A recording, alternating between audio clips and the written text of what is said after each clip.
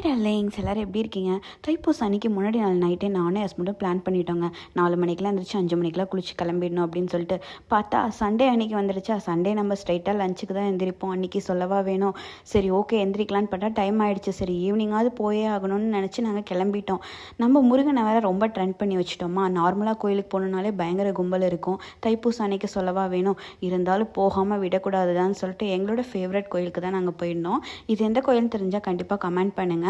கோயிலுக்கு போனதுமே பயங்கரமான கும்பலுங்க. ஒரு வழியாக முருகனை பார்த்ததுக்கப்புறம் தான் என் முகத்தில் சிரிப்பே வந்துச்சு.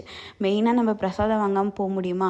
பிரசாதமும் வாங்கிட்டு பொறுமையாக உட்காந்து சாப்பிட்டுட்டு ஃபோட்டோ வீடியோஸ் எல்லாமே எடுத்துகிட்டு மனசார கடவுளையே வேண்டிட்டு வந்தாச்சுங்க. அது என்னவோ தெரில, எனக்கு முருகன் கோயிலுக்கு போனால் மட்டும் ஒரு பீஸ்ஃபுல் கிடைக்கிது. உங்களுக்கு அந்த மாதிரி ஏதாவது தோணுதான்னு சொல்லிட்டு கமெண்ட் பண்ணுங்கள். நீங்கள் எந்த கோயிலுக்கு போனீங்க? தைப்பூசம் எப்படி போச்சுன்னு சொல்லிட்டு கமெண்ட் பண்ணுங்கள்.